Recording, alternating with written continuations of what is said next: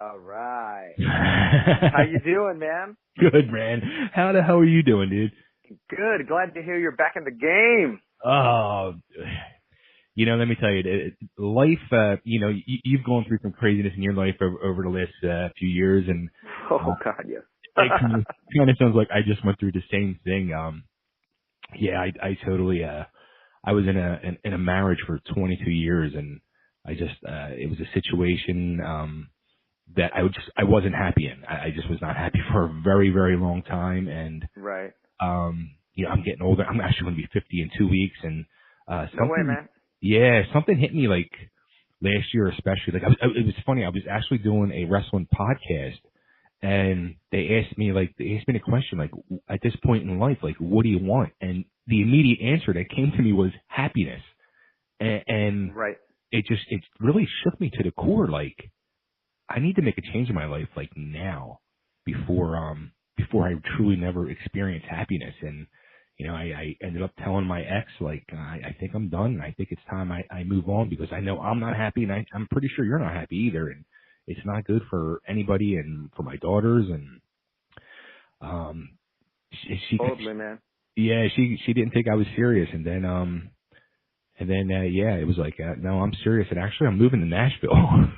So, No, yes. So that's what that was all about. Yeah. It's weird. Like, I actually, I have a new love in my life, and it's crazy. Like, the person I'm with now, like, we connected actually through my show years ago, and her and her sister used to do a show on my network. And, like, the first time we talked, it was a situation like, there's something here, and it was really weird. And we were friends together for many years and talked about things in life, and helped each other through entertainment stuff here and there. And then I won the contest to come to Nashville last summer for the Rock and Pod radio convention, and came here, met her, and we were like, yeah, this is totally real. And here I am, like, we're together now, and I've never experienced love or happiness the way I have in my life. And it's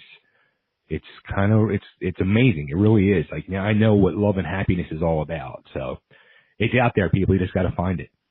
Absolutely, man.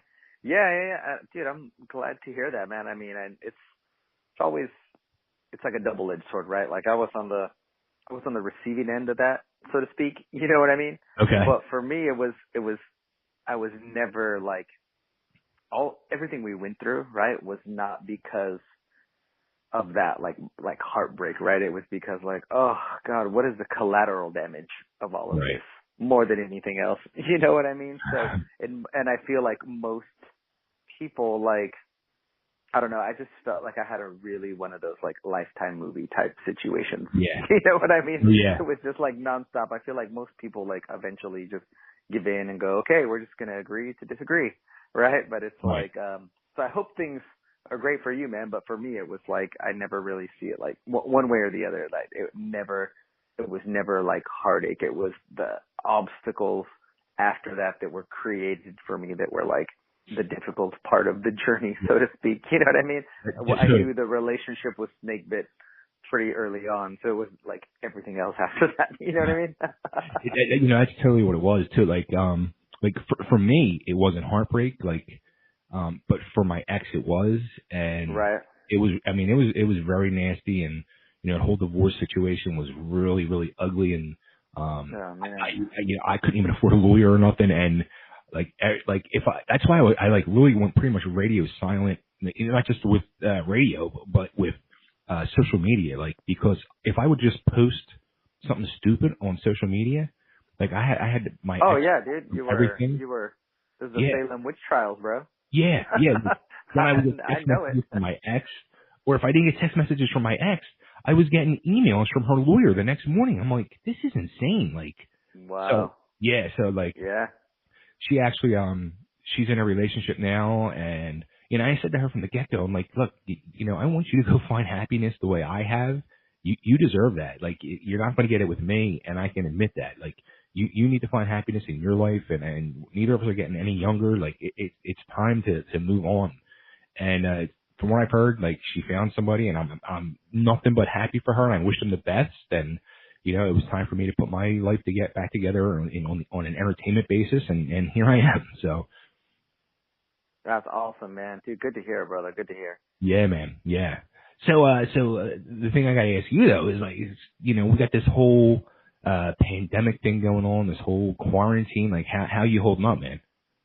The strangeness of it all is that I feel like I'm actually flourishing in this situation. At least, right? At least socially.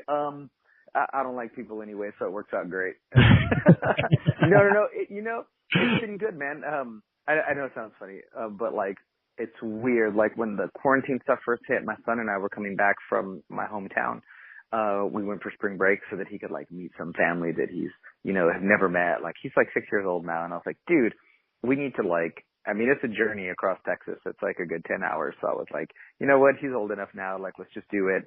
And have some fun with it. And I didn't really know a lot of what was going on, right? I know that sounds weird, but we were just seeing so much family, dude. I was in a place that I had not been in years, like sensing that, like I was like pretending, if anything, like, whoa, this is maybe what it would have been like if I had stayed in my hometown and been a father in my hometown, right? So I was just like playing pretend in that regard, right? That nothing had happened to me or that I'd been involved with anything, because I don't want to be like a victim, right? Up until that point, right? Like the life that I had known never really happened. It was some crazy dream, right? Right. So I was pretending, and I didn't have time to like be on my phone and scrolling through Twitter and news and Instagram.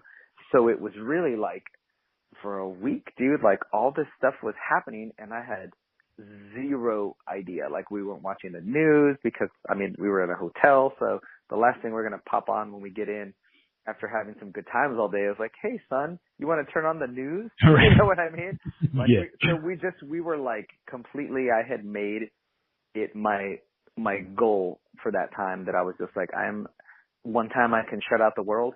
I'm shutting out the world. And like, here we go, my business, we have the studio and stuff. It was on spring break too. So I was like, you know what? There's going to be nothing, famous last words, earth shattering that'll happen, right? What could happen from me not paying attention to what's going on?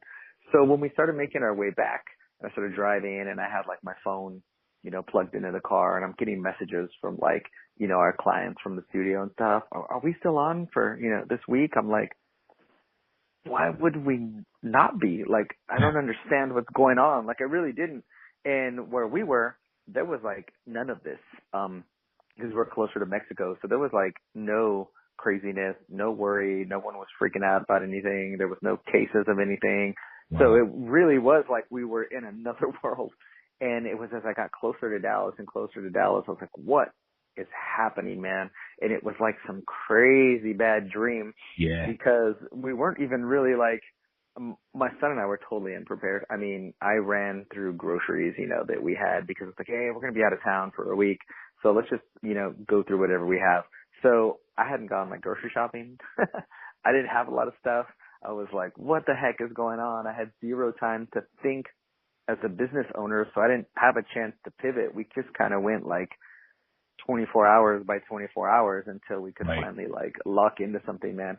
But it's been crazy, and being a musician, it's trippy because it's like, I think by nature, a lot of us are, both ends of the spectrum, right? We're either like totally extroverted, got to be out all the time, like party people, or like me, I'm like Brian Wilson, Beach Boys, like hermit. You know what I mean? Like you got to drag me out of the house, dude.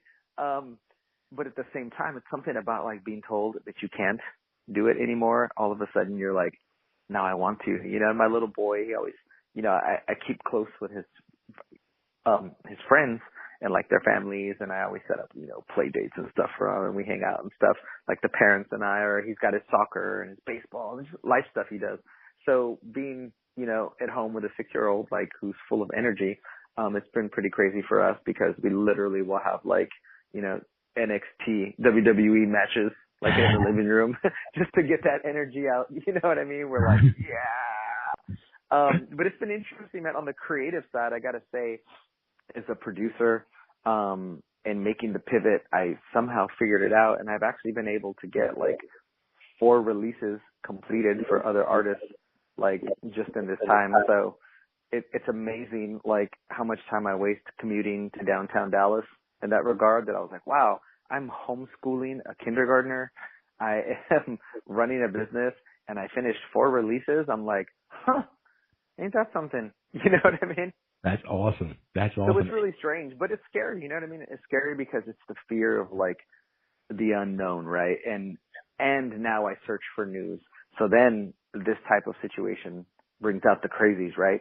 Because now you're like reading these articles from people that are like, they're going to extend it, because Texas moves pretty fast, I think, on this. So we've been in it since like March. So we're coming up close to like 2 months at this point.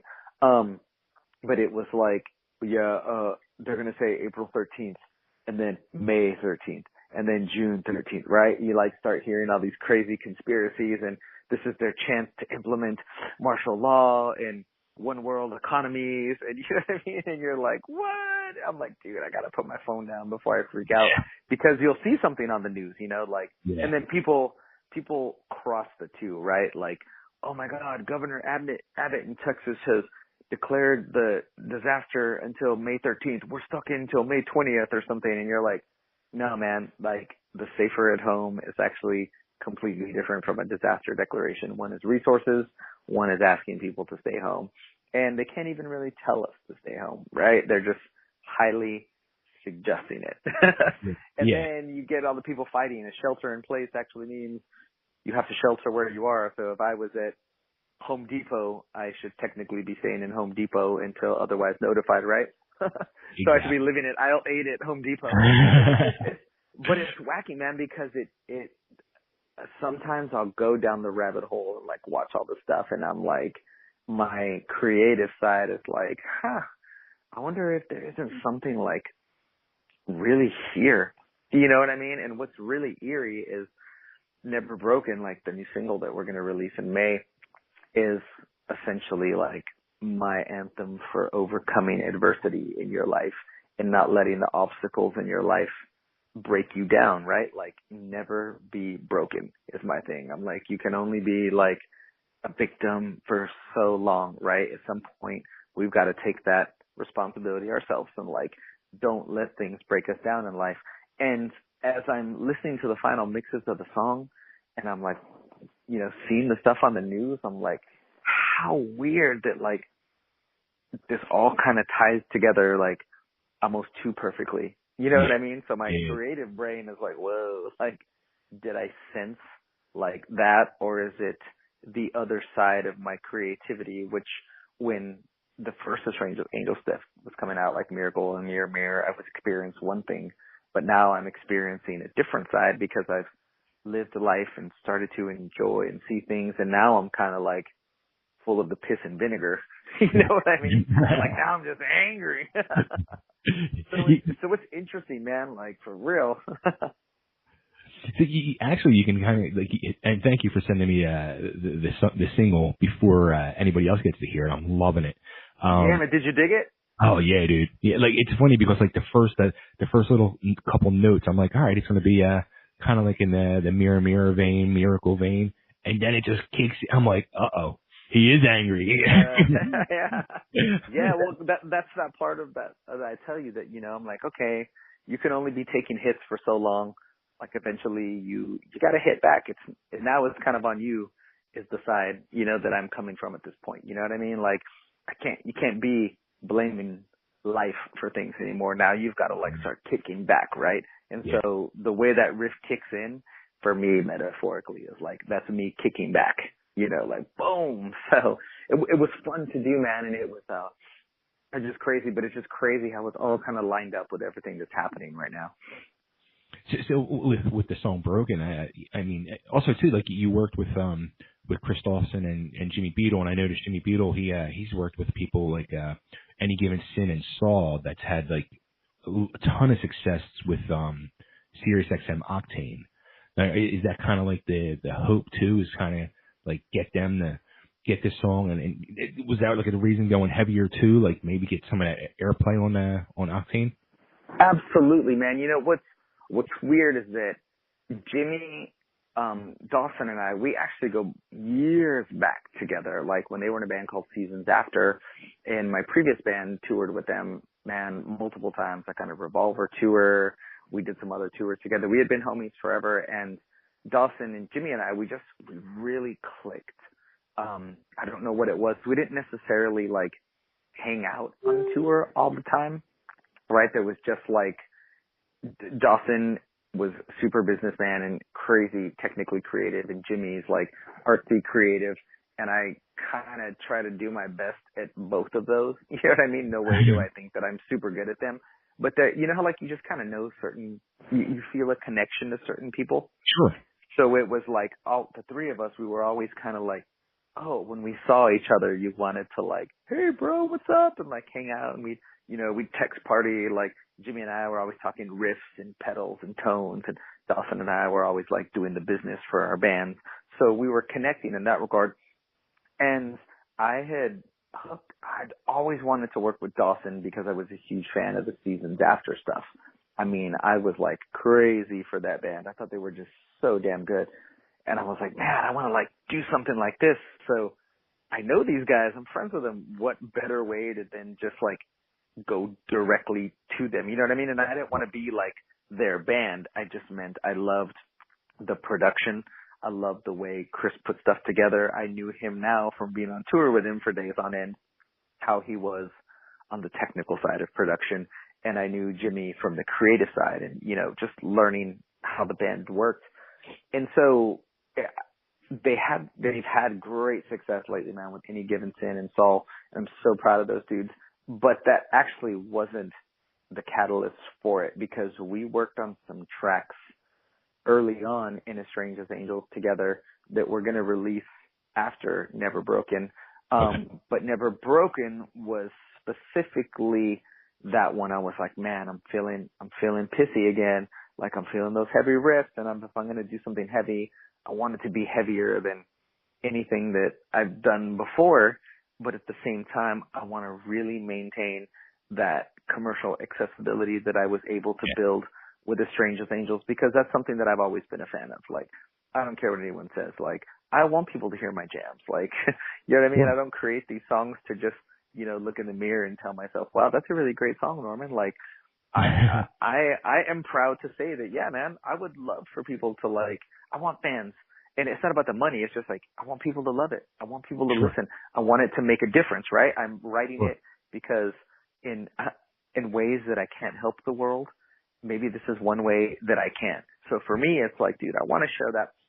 So yes, when we were able to crack the Billboard stuff with As Strange as Angels twice over, I was like, man, like maybe I need to go for the brass ring now too, which this day and age is something like Octane. You know what I mean? Because Octane is just massive. And I'm like, man, if we can get some Octane love, that can change the game. And what's really weird too is terrestrial radio has now caught fire again. And I don't know if it's because because of everyone. Yeah, I was talking with my manager the other day, and he's like, yeah, it's kind of weird because people are staying home.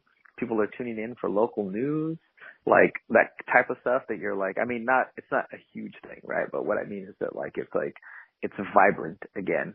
And there's a lot of people that are distraught in the world, and the angry is coming back to the top. You know what I mean?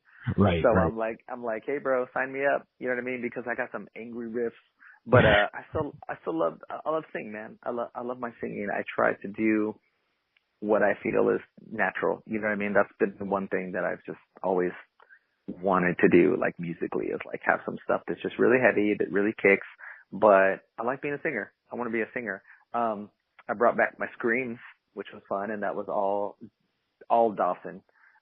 He texted me one day, and he's like, hey man, before you come up here to record, can you like dust off those screams? And I'm like, what are you talking about, bro? He's like, yeah, man, we're gonna go next level with it too. So I'm like, you know what? Let's do it, man, because I think it would just put the exclamation point on the track, you know. But yeah, we're definitely trying to get some of that, you know, commercial type love, man. I mean, I think that's what's great. And honestly, like with the way the world kind of is right now, and artists not being able to get on the road, not being able to do their thing, being able to find ways to introduce yourself to a mass audience, this is probably the way. You know what I mean? So we're on that level. It's like you're just trying to make the pivot. You know, if we can't go out and tour and like get in front of audiences, then I mean, there's only really a handful of other ways that we can still hit, you know, traditional big audiences and those models, and then figure out how to work it from there, you know?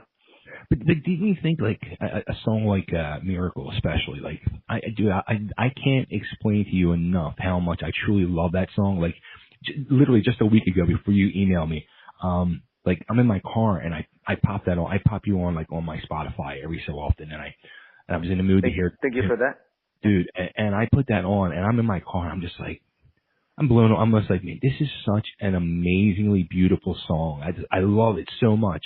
And it, like, I sit there and I scratch my head. Even like earlier, I'm sitting there and I'm going through the, you know, listening to the on Spotify. I'm getting some questions together and listening to the new song. But I still go back to even Mirror Mirror. I'm like, how are these songs not freaking huge hits on radio somewhere? You know what I mean? Right. Hey, man, I'm saying the same thing. No, what's crazy, man, is that I think I don't know, man. I get into my artist brain again, like super late at night, like sitting outside on the patio, and it's like, I wonder, like, what's happening right in the world. Is it some sort of like reboot in life? You know what I mean? Because I feel like everything has just gotten so crazy, because I always think about this on a business level, right? You're like, dude, there is just so much out there. How can anyone like get their head out of the pack? You know what I mean? Like in any avenue, not just music. Like, dude, there is just so much of everything in the world. Like who is able to like just stick out and rise above a little more than the next person, right? Right. So when all this stuff kind of happened, I was like, I try to avoid, by the way, the words coronavirus and COVID-19, just because I feel like everyone says it now as if they're like extremely educated in it. You know what I mean? You know, and pandemics, I'm just like, it's a crisis. We all know what we're talking about because right. we're all in it. You know what I mean? But so anyways, I wondered, man, I was like, wow, this is like taking us all back to the basics, like in so many ways. And in some weird way, that's what I meant. I felt like I'm flourishing, and that's, you know, we just got to take it. It's coming back to the people. It's coming back to like who we are as people. It's coming back to the core of life and things. You know what I mean? And it's kind of interesting to see like where it's going to go from here. And I just think, you know, Miracle and Mirror Mirror, they did great. They did better than I thought they would. And there's still, you know, a chance that like we could do some evergreen and bring those songs like back to life, depending on what Never Broken can do. But the fact that we got as far as we did on those was amazing. But I just think there's so much in the world, you know. It's like, how can one artist of any genre really capitalize on anything? Because I even think about it like with pop artists, right? You think that everyone knows the big pop artists, but then without something like MTV that's like a general like go-to, right? Mm-hmm. If you don't pay attention to pop, then you actually don't even really know who that person is, right? Yeah. It's just so weird. And that's what I mean. There's so many art resources. There's so many platforms. There's so many artists. There's so many things that you're like, what is a huge success anymore? You know what I mean? Because I know those songs did great things for me, you know, and they opened a ton of doors for Strange as Angels and me musically that anything I had done 10 years before never did for me. You know what I mean? So in a lot of ways, I'm like, well, I think they did have their success, you know, because it's just like, how do you even gauge that success anymore, you know? Did you think though, like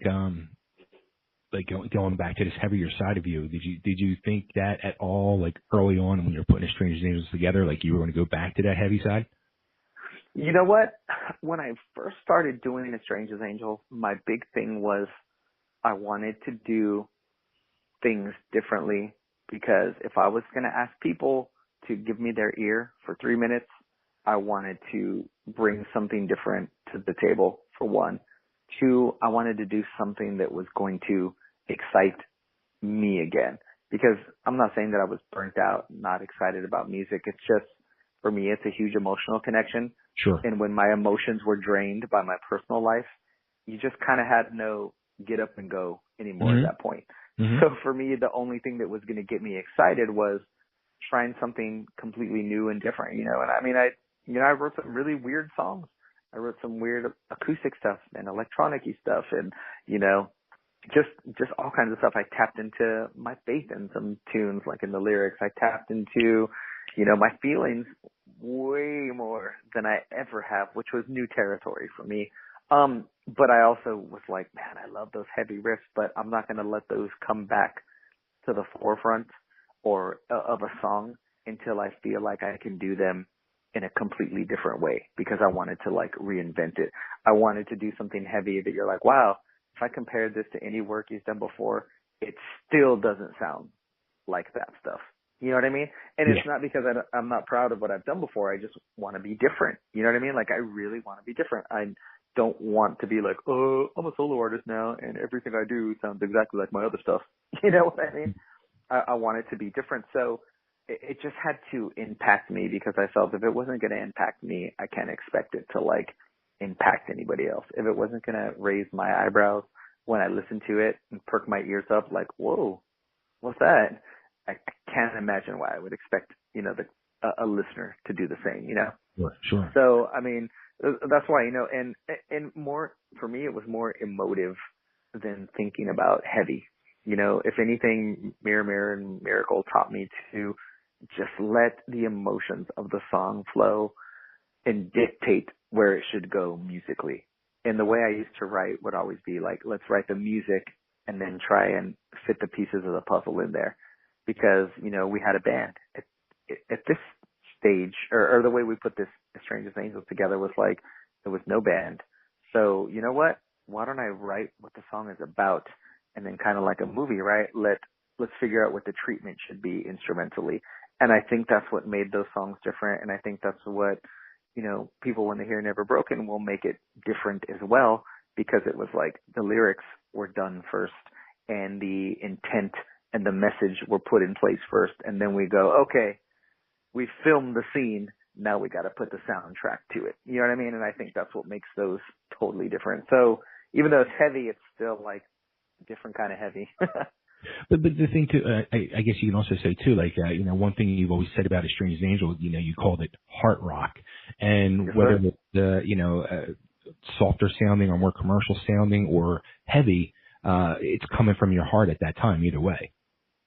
Absolutely, man. And I mean, everything that we've done, like, has been, you know, started with an acoustic guitar or a piano, you know, Never Broken included. It was like, it had to start that way because, again, I felt that like the message had to transcend, and then you let the music kick it up. And that's that part about the heart rock. You know, it's not necessarily about love. I mean, it's heart rock, and that's, I'm feeling what's coming from my heart, and I want to treat it that way. But once I get into the heavy, what's kind of funny is, I always picture, it being able to fit on like old pay-per-views, old wrestling pay-per-views. Like, man, could this song be a theme song for a pay-per-view? Because then, yeah, you know what I mean? You got the title broken, and point.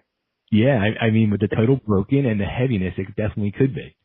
Yeah, right? There you go. I always think about that. My inner wrestling nerd always comes out, man. That's too funny. You know, it's funny with the wrestling thing, you know, which is something we've really connected over. Yeah, I didn't realize. I just saw you had toured with Fozzy at one point. Did you ever get to hang out with Jericho and talk wrestling? Yes. And you know what's so weird, man? It's like, so the first time, like the very first show we did with them, he was wrestling at the same time. So the band had like, was there, you know, sound checking and stuff, and we're getting ready to do our thing and like sound check. And it was us, and I think, I want to say Avatar came on, but they came on later in the tour. So, you know, Jericho had just gotten there, you know, straight from the airport, like totally frazzled. It was a smaller town, so he seemed like super frustrated. So I didn't really like, I just kind of like saw him. I think he could tell that I was wanting to talk to him because I kept kind of like going back and forth between the dressing rooms, pretending like I was looking for something. Right. But really I was kind of just trying to find my opening to be like, hey, is so-and-so in here? Oh, dude, Chris Jericho. Cause it's kind of like, bro, it's not like you don't know who he is. You know what I mean? You can't pretend like you don't know whether he's Chris Jericho or like, you know, a musician in the headlining band. You're like, come on, fool. If you're here at 11 in the morning. We kind of all know why we're here, and we all know the players in this game to a certain degree, right? Right. So I felt like such a nerd. But he seemed just real frazzled. He was fussing with something. It may have even been like a pay-per-view coming up for like WWE because he had his like shorter hair at that time. And I think it was the end of that run. And the first thing I thought about was like, I thought he'd be taller. Because he is pretty tall, but we're like the same height. So I was like, maybe I could wrestle then. Maybe I could go out for this. And then we ended up talking maybe after our first or second show with them, because he had actually tweeted that, man, great band, tonight the opening band was killer, like front man, all kinds of energy, Arena Rock Reborn. And I remember screenshotting it like we were driving to the next show, and I was like, he didn't know my name. He gave me a shout out. This is so cool. So the next night, I thanked him. I was like, hey man, that was so cool. I geeked out. The coolest thing, 5 seconds of your life, like made a huge difference in my day. Thank you so much. And then we started talking music. We started talking 80s Kiss, an 80s Kiss versus 70s Kiss, and how much he loved 80s Kiss more than 70s Kiss because that's when he was a teenager, and like just getting into it. And he's such a music lover and such a wrestling lover. And we both just like hit it off, man. And I love his guitar player, Rich Ward. Yeah. And Rich knows my brother from other bands. So it was kind of like I slowly started to get my foot in the door with like talking to him and like being cool. And, but it was really weird. It was definitely at first very kind of like closed off. And then once you opened up, it was almost like wrestling, like, right?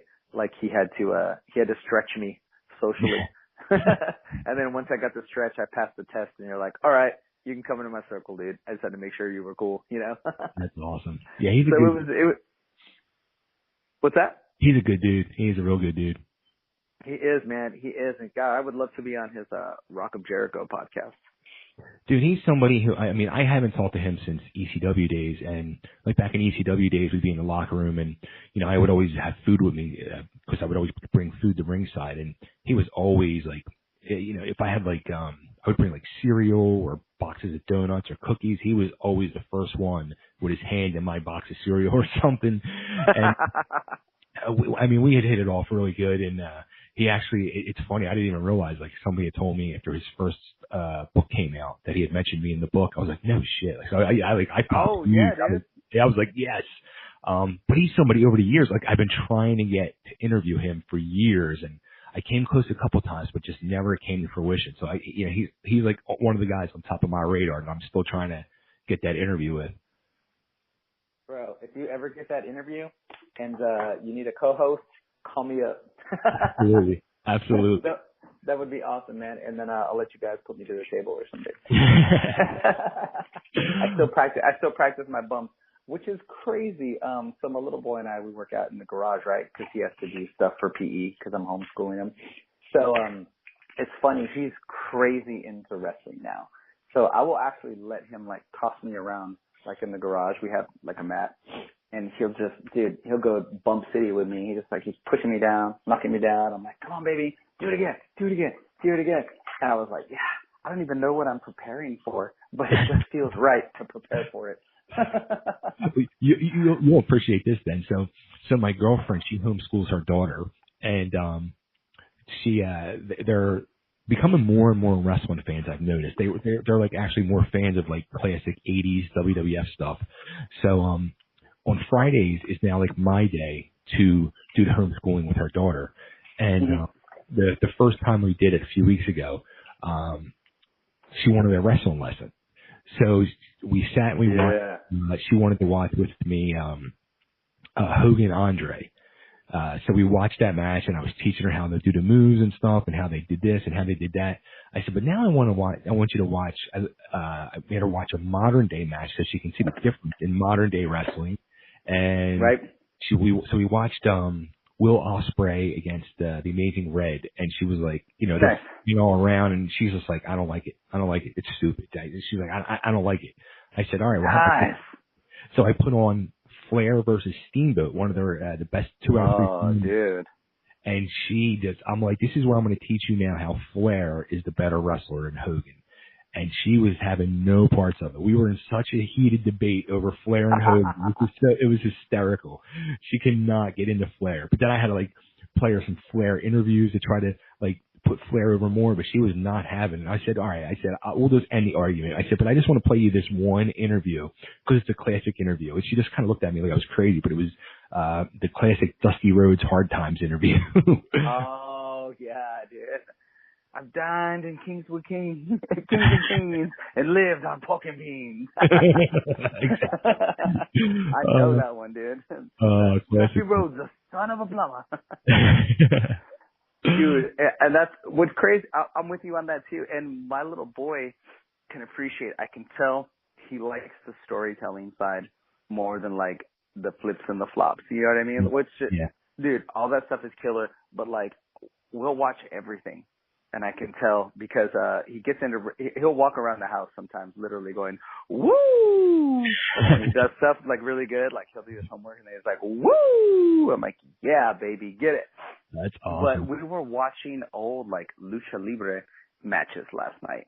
But it's weird. Like I can tell by his eyes, right? Like he's watching the dynamic. And when they do a move, it's like an exclamation point on something. Mm-hmm. But it was still like he gets into like, is he going to make the tag? Is he going to get the hot tag? You know what I mean? It was like that builds him up more than anything. And I think that's still a difference between like the old stuff and like the new stuff. You know what I mean?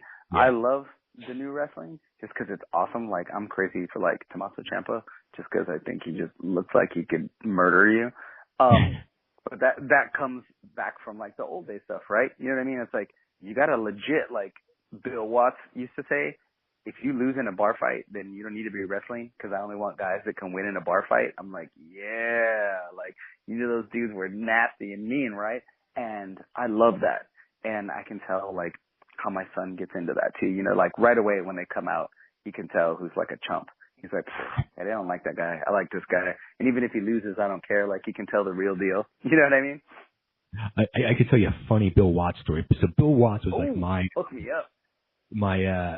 Like the whole UWF and Bill Watts, like I was such a mark for them back in the day, and I ended up over the time, like especially like in the 90s when the whole videotape collecting thing of wrestling was going on. I had collected the whole TV set of all the UWF shows, and I used to mark out for that stuff huge. And I was working at the pizza shop at the time, delivering pizzas, and there was I'm pretty sure it was like one of the Eddie Gilbert Memorial shows a friend of mine was promoting in Jersey.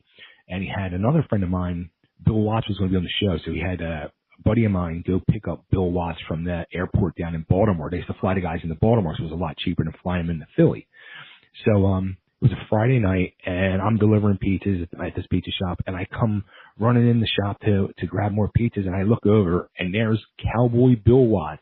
No way! Eating a freaking cheesesteak, and my buddy hijacked him and brought him to the pizza shop to meet me.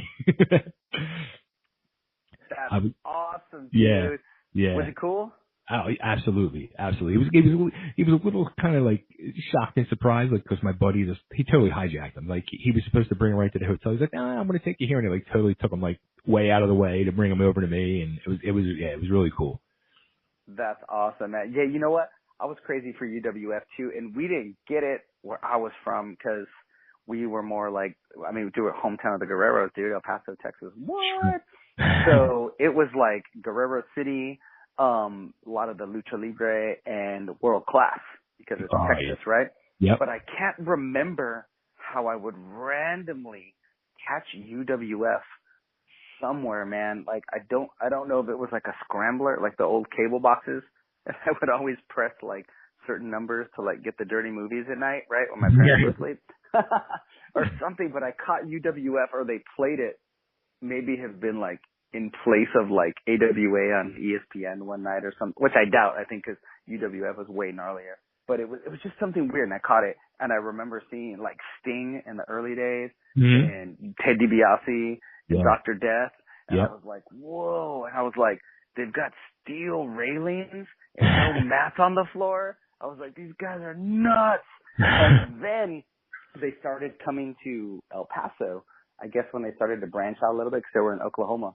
So like, they must have got something from whatever, I don't know if it was Sinclair Broadcasting still back then, but they started to branch out. So I finally started to see them, and they would start coming into the territory or even mixing up with a world class at one point. I think I saw like the Von Erichs against like, you know, Dr. Death and Sting. Or so yeah, it was weird, man, but I would like lose my mind.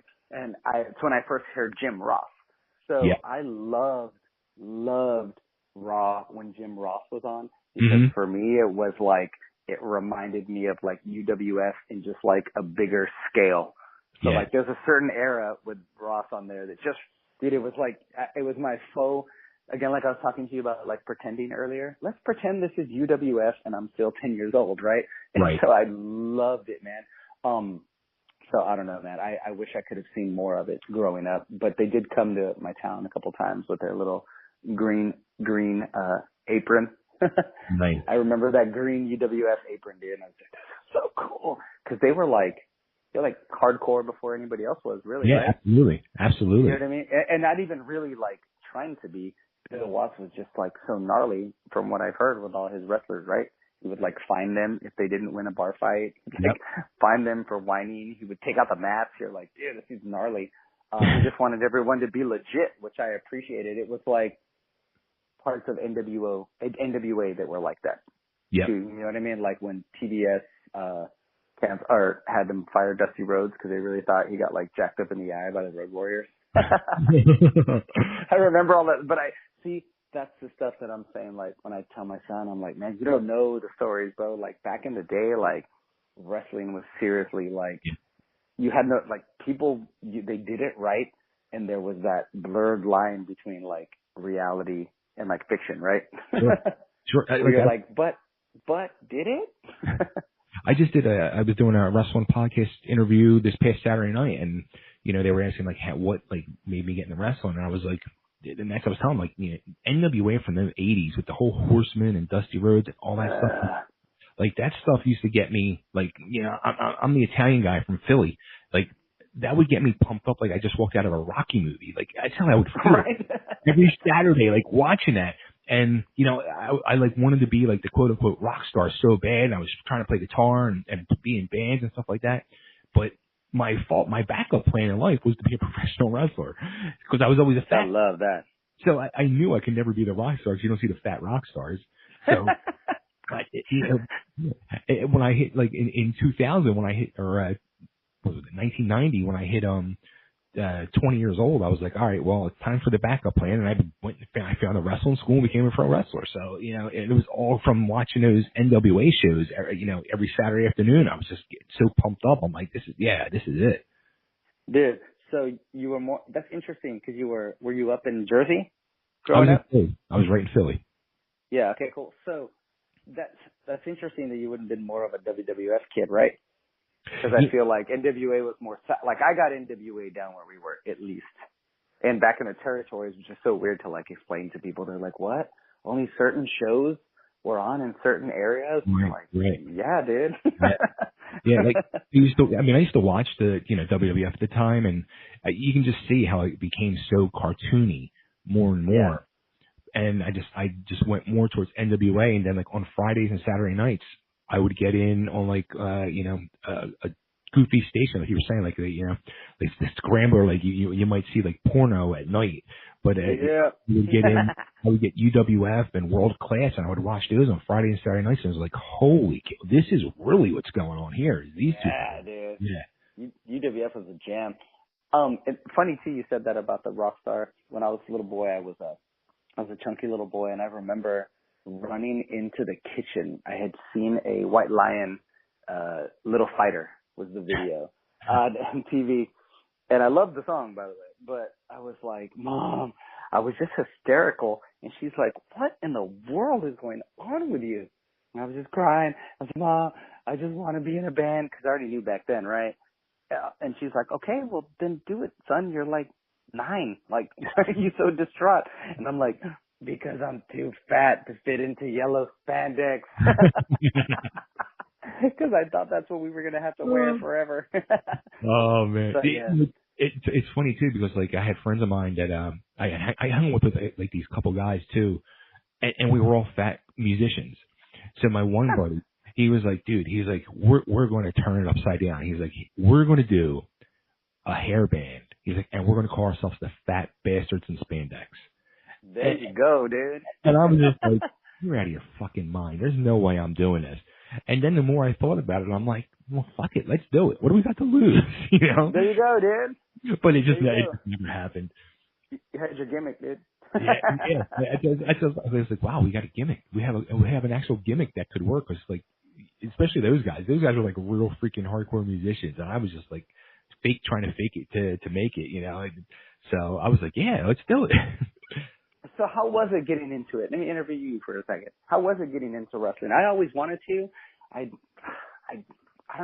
wouldn't say that I was too scared. I think music just really took the reins, man. But I did. I wanted to be like a wrestler. And where we were from, like the Guerreros were like minutes from where I grew up. I could have probably walked to the house, to their backyard ring. You know what I mean? I've been like, I want to train. But yeah, it was actually crazy growing up around them, especially seeing like where it went, you know, was like, I mean, dude, you always knew that Eddie was special, which was crazy. Even as a young man, you're like a little boy, you know what I mean? I was like, something about that guy. Yeah. So weird. You know what I mean? Like there's a couple times in my life I've run into that, recording school in Phoenix when I met Chester, when he was going to the same school I was, and he was recording with his old band Great Days. And we became homies. He would invite me. I was like, dude, your voice is so good. And he's like, bro, your voice is good. And we would be like, no, your voice is good, dude. So he would have me come around, and I ended up getting to work with the producers on the record at the time, Jerry Fienbreth and Mike Jones. And then when that band that I was in started touring, we started doing a bunch of shows in NorCal with Papa Roach. And I remember seeing Jacoby, and it was like those three dudes. It's so weird how I felt their like superstardom long before they were even a thing. And I'm not saying like, oh, I can tell what stars are. I remember that, you know, like I'm young, like I don't have experience. Like I don't know why I'm feeling this feeling about this person. I just know that like, wow, when I saw that dude on stage, I was like, Jacoby is a jam. When I saw, you know, heard Chester's voice, I was like, that dude is going to bring people to tears. When I saw Eddie Guerrero at 17, you know what I mean? You're like, why is he the coolest thing I've ever seen? And he didn't even really do anything spectacular, right? He was just something special about him, right? And so, beautiful person. He truly was. Eddie was amazing. He always treated me like in the days with ECW, and I was, you know, there with him. And right. He was so. You were around there. Yeah, and then it was crazy. Like 4 or 5 years later, right at the beginning of Ring of Honor, you know, I was at those first few shows, and as a matter of fact, I was promoting shows at that point, and me and Ring of Honor, we were using the same building. We were rotating every couple of weeks. We would use the same building, and so I was there promoting my show at their show, and Eddie came out, and he stopped, and he looked at me, and he's looking, and he starts pointing. He's like, "Wait a minute. And I said, Chubby Dudley. He's like, oh my God. He gave me a big hug. And he just, you know, we sat and talked for like 10 minutes. And, you know, the next month, then he went back again. He saw me, same thing. And yeah, and then he, you know, went off back to Vince. But I mean, he's one, like, I see now, like when I see these like Dark Side of the Ring shows and stuff like that, like, I'm sitting there in tears, like seeing the stuff with me, and, you know, it's heartbreaking, but, like, you gotta feel the same, like, I didn't know you knew Chester, like, dude, I know like, when I listen to Chester's music now, it brings me to tears, so you're somebody who knew him, how does that make you feel? It was weird, man, you know, what was really weird was actually having people reach out to me when they had heard the news, you know, cause they had, like, known, like, I mean, he was probably, like, the first, I guess, maybe supporter of what I was doing without really knowing it, because I mean, he's a few years older than me, but it was like I was the freshman, he was the senior. Okay. You know what I mean? So it was just like he looked out. It was something about, he just knew that maybe I was gonna really be in it, because they would have closed sessions and no one would come in, and like the producers of the record were instructors at the music program. So you didn't really ever want the students fraternizing with the producers, the teachers, so to speak, right? Because it was like, then you would be having favorites in class, right? So you had to like get your intern hours or whatever it was or whatever we were doing at the time. And I don't know why he just felt compelled, but he did. He was like, dude, we're recording tonight at 9:00. Come back. And I'm like, yeah, dude. And then he would have me go to the shows and check out stuff with him and just was supportive, man. And it was so weird to see his rise because we literally saw him like, I mean, just for weeks on end, like straight. It was always like running into Chester, going to a session, doing something. Their band Grey Days was blowing up locally with their song B12, and then he just disappeared. Right? And we're like, what happened to Chester? Right? And it felt like maybe 6 weeks, 2 months later, in the lobby of one of the studios, Linkin Park came on. Dun, dun, dun, dun, dun, dun, everything you say to me. Right? And we all knew that voice. Like instantly, we're like, is that fucking Chester? And like he had like short, spiky, bleached hair, right? And we're like, that's where he's been, dude. Like, what? So none of us even knew what was going on at the time. He just like disappeared from the face of the earth as far as we knew. And so had always stayed cool, had always stayed crazy supportive. Then he started his side project with the guys from Orgy, who I had been down with too. We had actually just done a tour, my old band with Amir and Ryan, and okay. Their drummer Bones. We went back to from when he's from San Antonio. My bands used to play all the time in San Antonio, and when we were like in high school and stuff, and we would run to San Antonio. So there was all these ties. So it came back together again, Chester and those dudes and the Orgy dudes. And it was just surreal when I heard about his passing and like how it went down. And I caught wind of it pretty quick, just because of like, I guess our inner circle, so to speak. You know what I mean? It's like there was a handful of us that like found out, I mean, within the hour, like what the heck just happened. And it was weird because for me, I felt like in a way I had seen him. And again, even though he's a few years my senior, it was like I felt like I had seen him grow up. You know what I mean? Because I saw Chester when he had, him and Sean. I mean, Sean, their drummer from Grey Days, had to go talk to like Chester's dad to let him in the band. You know what I mean? Like that's how like young we were at the time. Wow. And it's like I saw him go from being that dude to like Linkin Park's first video on TRL to them blowing up to him become like a mega thing. And then all of a sudden you hear this. So I feel like his rock star life cycle, so to speak, I had seen since the beginning. You know what I mean? Yeah. So for me, that was like really weird, dude. Like I couldn't wrap my head around it. You know what I mean? I had always known that like, I mean, he was like, had some issues with some stuff, but like it never worn it on his sleeve. Like Eddie, he was always super nice. Mm-hmm. You ran into Chester. You also knew that you were running into a good conversation, lots of hugs. Bro, I miss you. Just super sweetness. What can I get you? Are you thirsty? Are you hungry? Do you need anything? Do you need tickets to the show? Blah, blah. You know what I mean? It was like, right. You just knew if you saw Chester, like good things were going to happen, right? And so to hear how it went down, just like, I still don't believe it, to be like perfectly honest. You know what I mean? It's so crazy. I'm like, it's just weird, dude. And it's sad, but I'm glad that Sean and Mace are resurrecting that Grey Day stuff, man.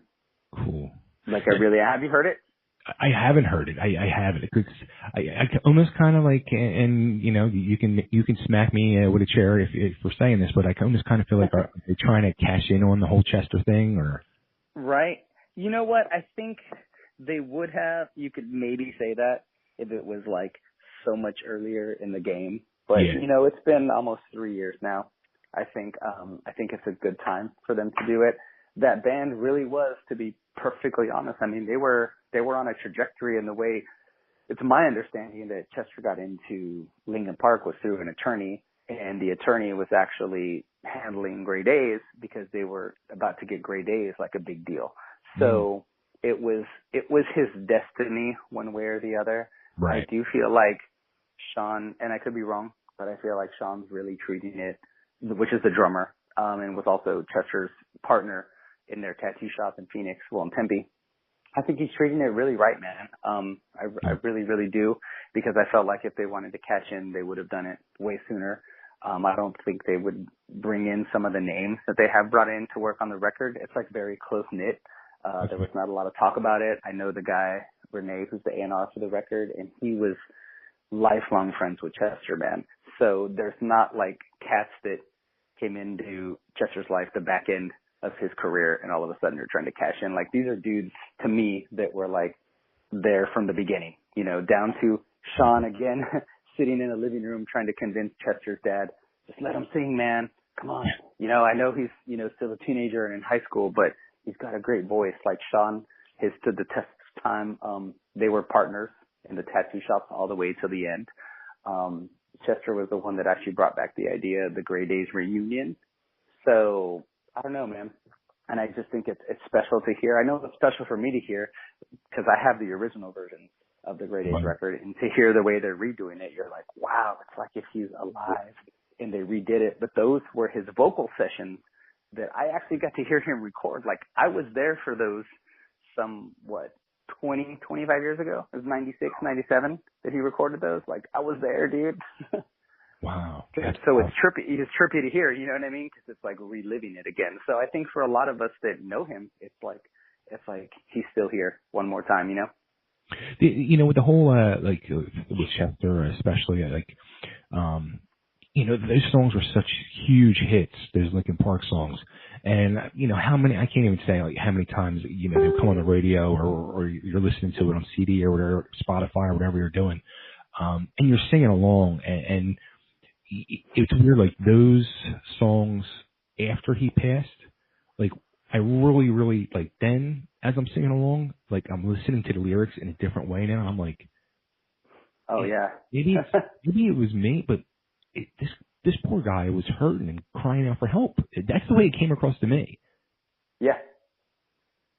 Yeah, totally. And he never wore it on his sleeve, man. That was the crazy thing. That's what I'm saying. You would have never guessed it from him. Just never, like, in a million years, because you were like, wow, that's not at all the dude that, like, I remember inviting me, you know what I mean, to my first, come on, dude, just come on and, like, help on the record, man. I mean, I've even got, like, a little Wikipedia screenshot or somewhere where, like, my name was included real tiny in the thing, you know, as part of that first project and stuff. And it was like, dude, like, you set it off for me, you know what I mean? And in a lot of ways he did set it off, because it was like, that was the first time I had experienced, like, a friend blow up. And it was like, wow, this can be real. You know what I mean? Like, right, it really, really, really can be real. Because, like, my homie, who was just in the same room with me, like, 3 weeks ago, is now, like, number one on TRL. Who knew? You know what I mean? Oh, yeah. So it was crazy. And so it was inspiring, definitely, like that. And, in fact, I remember doing a radio interview for Mirror, and someone had actually said that, you're like, dude, it reminds me of, like, Chester's vocals. And I was like, whoa, I'm not even that cool. You know what I mean? But I can say I was like, I think that might have been something we connected on vocally, and that he always wanted to be a singer, man. Like, he loved singing. And I love singing. You know, it's like, we're not screamers. Like, he has the scream thing. Yeah. You know what I mean? But it's still like, we loved singing and we loved rock and we loved rock singers, right?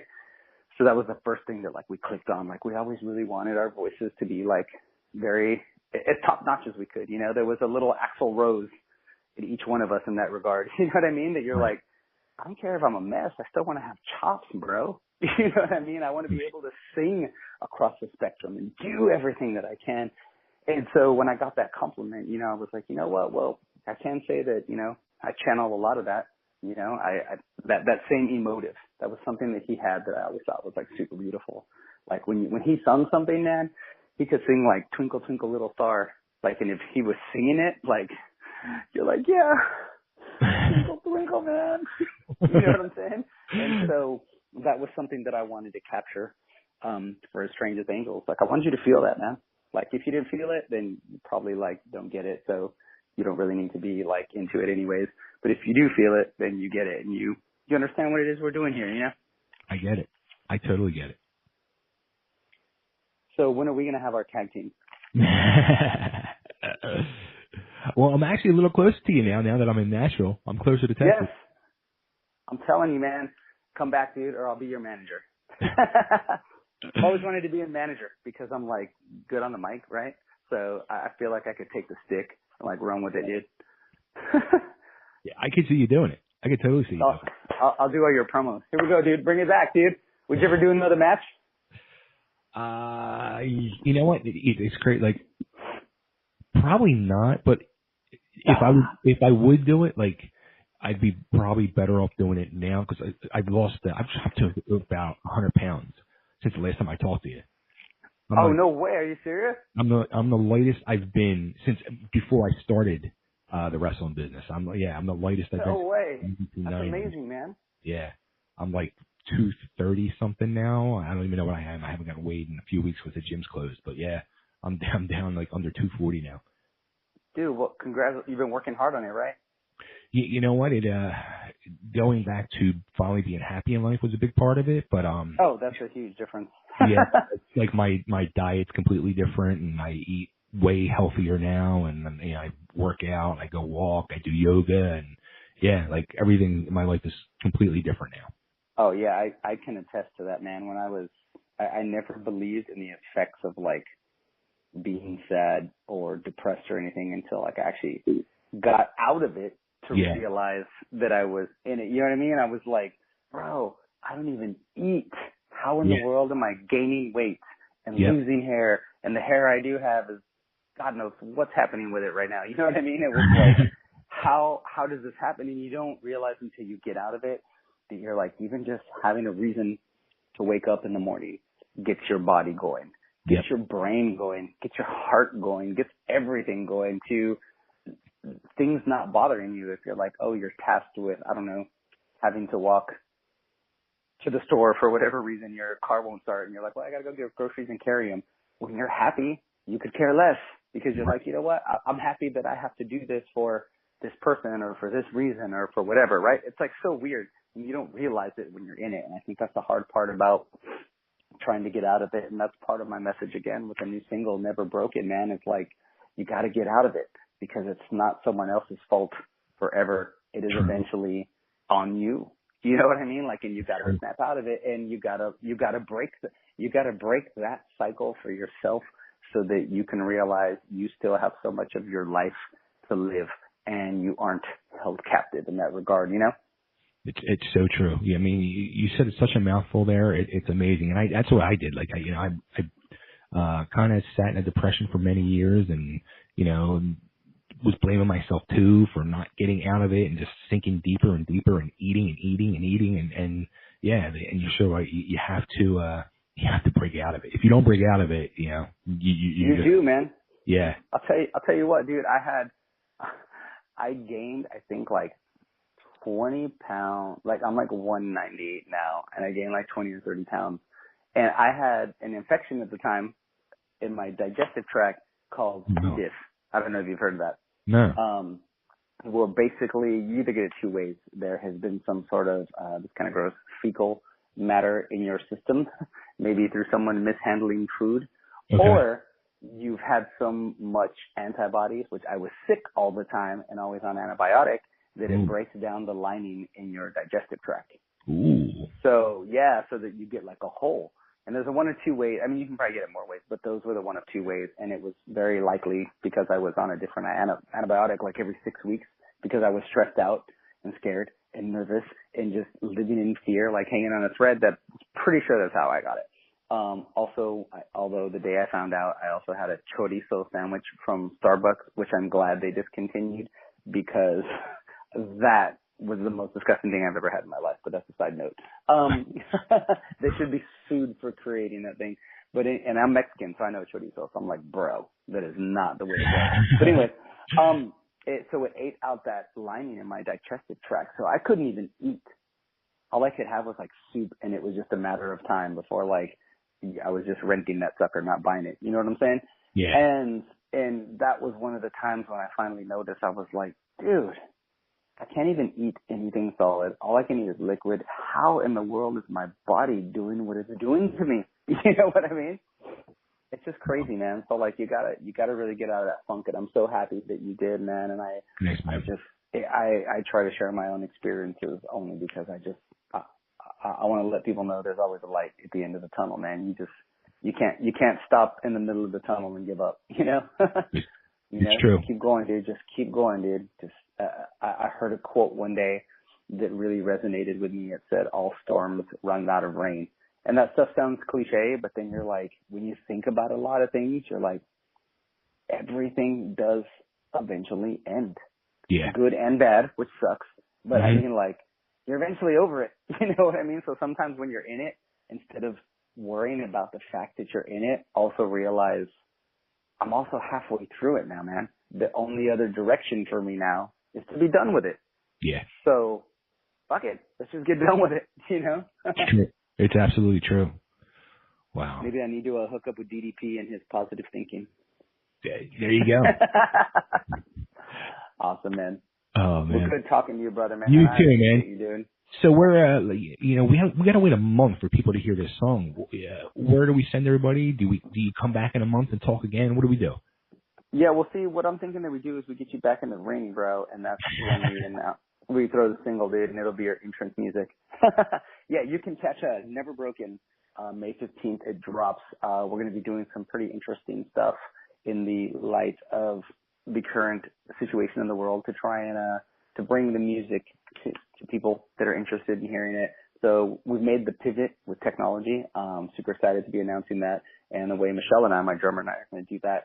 But May 15th, Never Broken. You can get it anywhere you get your music. Spotify, Apple Music, iTunes, SoundCloud, stealing it, your best friend, your girlfriend, your boyfriend, your whatever it is that you're doing in your life, man, just get it, check it out.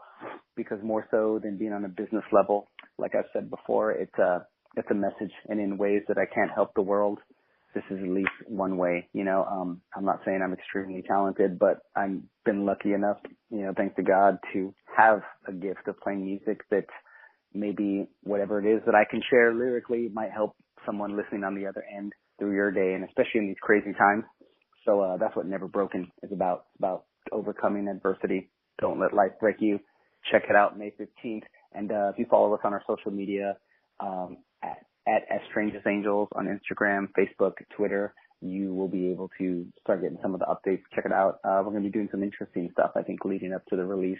You know, might as well make it fun, man. Again, rather than being upset about the moment that you're in, let's create something around the moment and make it more fun. So we're going to do some cool stuff, man, and I appreciate you always, brother, man. I really, really do. I'm still a mark. I pop every time I watch stuff on the WWE Network. Have you realized you're on there? Yeah. Oh, yeah. Yeah. I had to, like, last year I subscribed to it for a few months to show my daughter some old ECW stuff and all. And it's funny, like, we sat there and we watched it, and, like, I was thinking to myself, holy crap, we were freaking nuts. And you guys were. We watched it, and my daughter turned to me and she said to me, literally, and I quote, "You guys were fucking nuts." There you go, man. Yeah, it's crazy. I pop every time I see it. I'll watch like old ECW stuff because I've gotten into this thing now where I'm like, you know what? I'll just start from the beginning of like all of this old territory stuff, literally like in order, as much as I can remember it, like in my own timeline since I was so young watching it. But I'm like, do I start with the CWF? Or was it Memphis like, you know what I mean? Georgia Championship. Like, I try to put the timelines because I like to see it, like, re-evolve in a way again, like, relive it, right? You're like how, you know, you see Shawn Michaels with short hair, and then all of a sudden he's, you know, the Heartbreak Kid with his long, cool hair. But I'm like, dude, he was such a dork when he first came out in AWA. You know what I mean? But we thought it was cool. Here's a little thing for you, too. The very first match in ECW TV history is me and my old partner in my original biker gimmick. And I forget who it was against. I think it was against Super Destroyers, the tag team champs at the time. So, yeah, you can see me before being a Dudley, being one of the Hell Riders. Yeah, that's right, dude. See, I got to hit all of that. I'm telling you, man, I literally popped probably like 12:30 at night one night. I was like, oh, dude, Morgan Spey, what? It's crazy. And I love those things, man. I love, not because, like, it's, like, any sort of, like, fame and, like, idolizing fame, right? It's just, like, I get so pumped when I see people that I know doing their thing because it reminds me that, like, you always have to keep your dream alive. Yeah. And literally anything is possible.